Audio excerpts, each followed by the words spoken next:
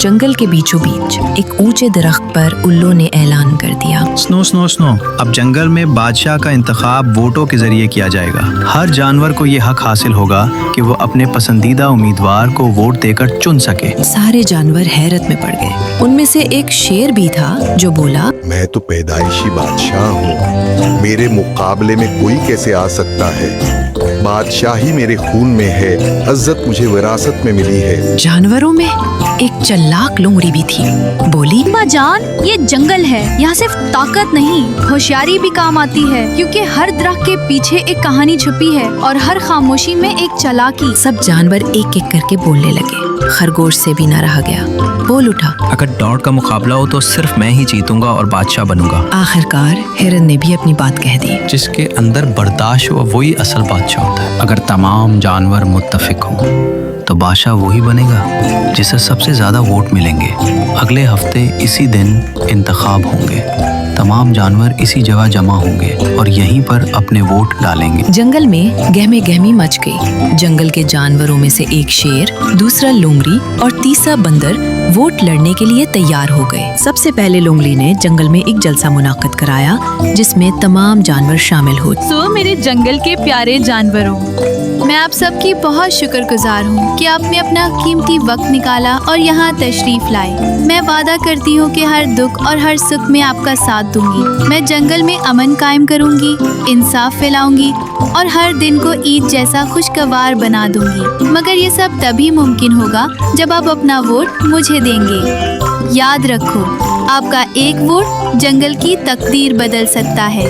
Vote दो, अमन लाओ, vote दो, खुशी पाओ। दूसरे दिन बंदर ने भी एक जलसा मुनाकिद किया। तमाम जानवर इकट्ठे हो गए।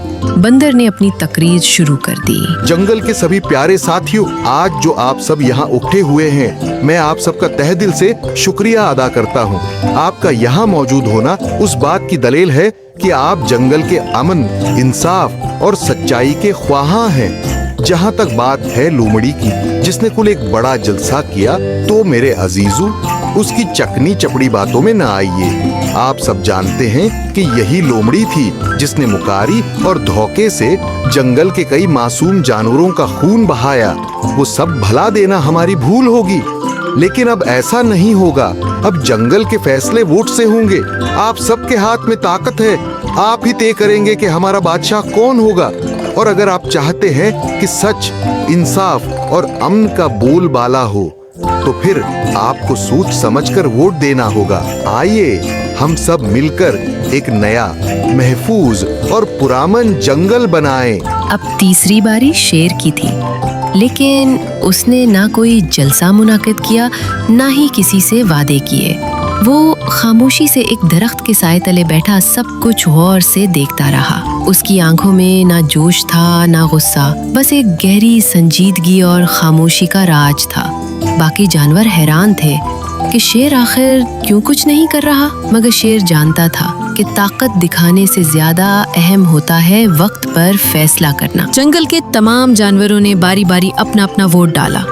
पूरे जंगल में एक सनसनी सी फैल गई थी। सबको बेचैनी से इंतजार था कि आखिरकार जंगल का नया बादशाह कौन बनेगा। जब वोटों की गिनती मुकम्मल हुई तो नतीजा सामने आया। लोमड़ी को कल 10 वोट मिले, बंदर को 25 वोट और सबसे ज्यादा यानी 40 वोट शेर को मिले। शेर को सबसे ज्यादा वोट इसलिए मिले क्योंकि उसने ना तो किसी के खिलाफ बोलकर नफरत फैलाई, ना ही वादों के जाल बुने। उसने सिर्फ अपने अमल से ये साबित किया कि वो सब्र में सबसे मजबूत, ताकत में सबसे बरतर और इंसाफ में सबसे बेहतर है। यही खूबियाँ उसे सब का बादशाह बनाती हैं। जब पूरा जंगल शेर के नारे लगाकर खामोश हुआ, फजा में सन्नाटा छा गया। सबकी नजरें शेर पर थीं। तब शेर बोला, मैं खामोश था क्योंकि असल लीडर वही होता है जो सबकी सुनता है और बोलता कम है। इस कहानी से हमें सबक मिलता है, आपस में लड़ने से नुकसान अपना ही होता है और फायदा दूसरे उठा जाते हैं।